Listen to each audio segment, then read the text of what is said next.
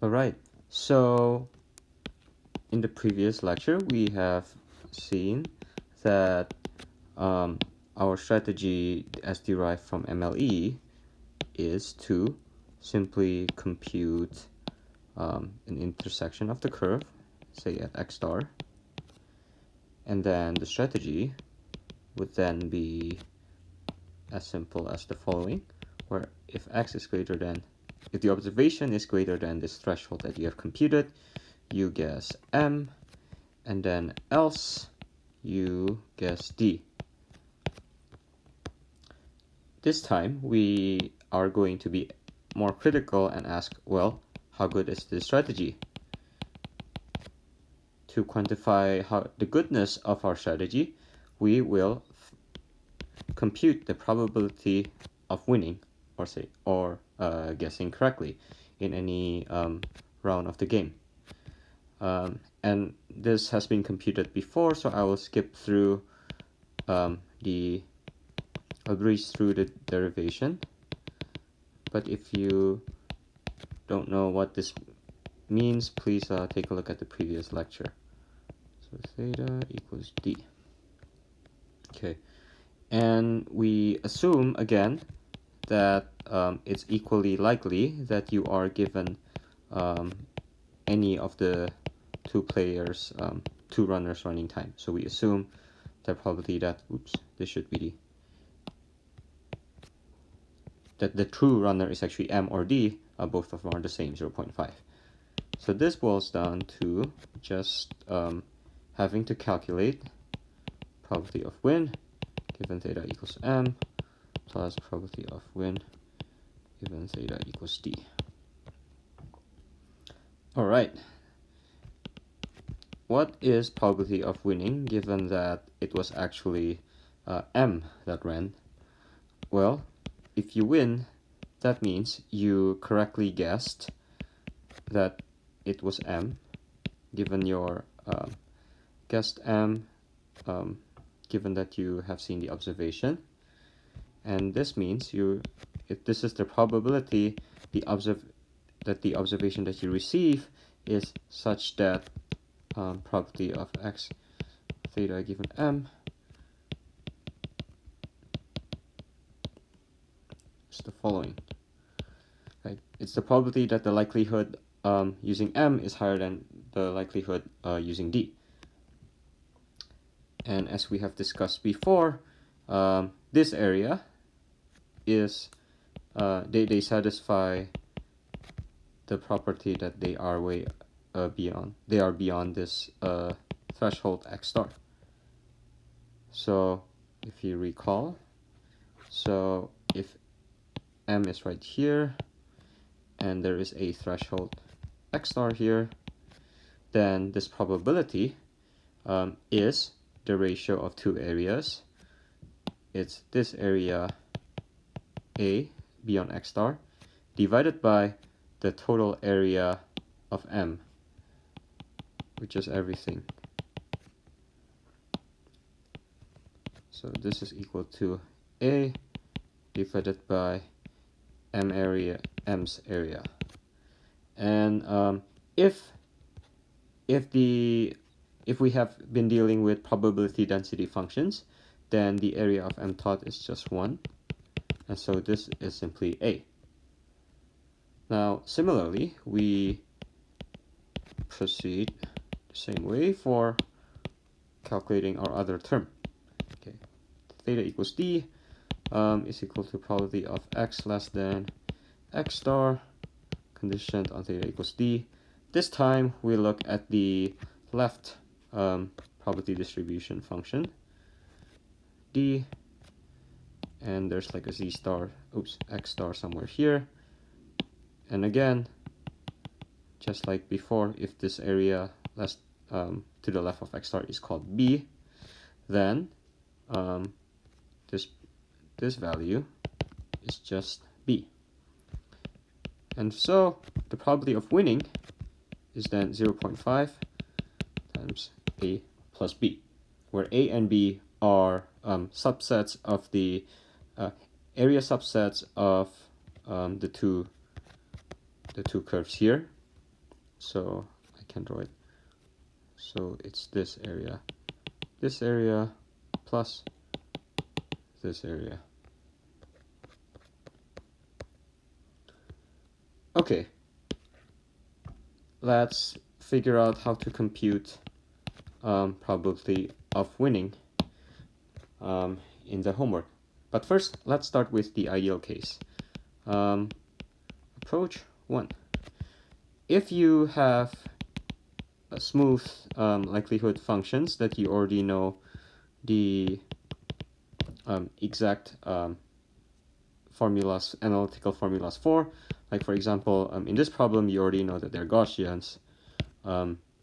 Here are the steps to compute probability of winning. You first compute x star, which is the intersection of the two curves, and then you compute probability of x less than x star given the first model, theta 1, theta 2, and this calculation would have a closed form solution if you have the PDF, if you have the cumulative distribution function. If no CDF, cumulative distribution function. And similarly, you would compute the probability of x greater than x star given theta 2. And finally, probability of winning is then, as discussed, the sum of the average of the two probabilities. Now this assumes that we have analytical formulas for the likelihood functions. But in the homework, and most likely in real life, you probably don't have no closed form PDFs, no closed form probability density function for the likelihoods. So what do we do? Well, instead of PDFs, instead of probability distribution functions, as in the homework, you'll be dealing with histograms. So you would then the steps to compute the probability of winning is as follows. First, you want to generate two histograms with same number of trials. Make sure that the trials is big enough. Let's say 1,000. And okay, for the purpose of this example, I'm going to assume that the total number of trials is just 9 for each model. So let's draw some histograms here. So this is histogram 1. There's histogram 2. So instead of smooth PDFs, now we have histograms that look kind of normal or Gaussian. And let's give the height 1, 2, 4, 2, 1. Same for this guy, 1, 2, 4, 2, 1. Okay, and it's worth noting that in this case, we chose the number of trials to be 9.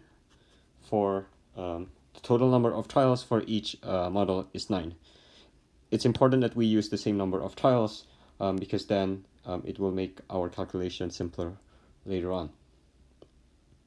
Okay.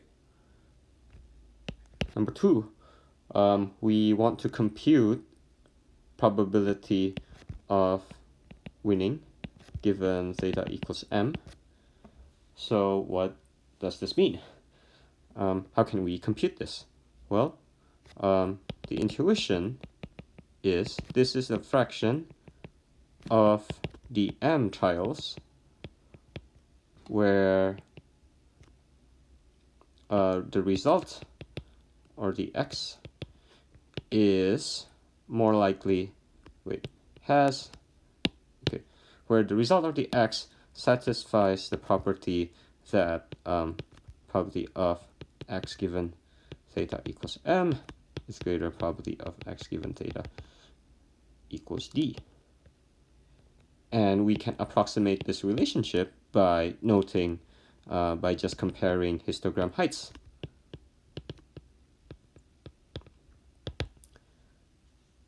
Okay, so that's the intuition. And now let's formalize this a bit. What do we do to compute probability of winning given theta equals m? So what we do is go through the x bins, and then at each bin, if m bin height is greater than the d bin height, you would count number of correct trials plus equal m bin height. And then eventually, probability of winning given theta equals m is equal to number of correct m divided by total number of m trials. Let's go through an example. We would go through all the bins here. In this bin, we note that the height of 1 is, the m height is greater than d height. In fact, there is no d trials at all, and so we count plus 1. Sorry, number of correct m equals 1 plus, well, plus 2 plus 4 plus 2. In this case, 2 is the red bin height is still greater than the blue bin height, 1. So plus 2 plus 4 plus 2. But in the final bin, here we notice that the red bin height is lower than the blue bin height, and so we do not include it. Okay, so number of correct m is then 7, 9. 3, 7, 9. Oh, oops. Then this should have been 10 trials. 8, 9, 10. Okay, and then the total number of m trials is just 10, and that's something that you would have pre-selected even before running this algorithm. And so you concluded that probability of winning given theta equals m is equal to 9 over 10, which is 0.9. Okay, but that's one of the two probabilities that we have to compute. Then similarly, we have to compute probability of winning given theta equals d, and I will quickly go through this. Number of correct d. Okay, erase this guy. You will only compute this, this, this, and this, but you don't compute this bin because it's lower than the red one. And because of the symmetry, you would actually get the same result, but you won't get the same result in your homework. It's 9. And so probability of win given theta equals d equals 9 over 10, 0.9. And finally, probability of winning, combining all of them, you would get 0.9. Again, much better than random chance. All right, so recap. In this lecture, we have discussed how to calculate the probability of winning given that your likelihood function is actually not provided, but instead what you have is a histogram.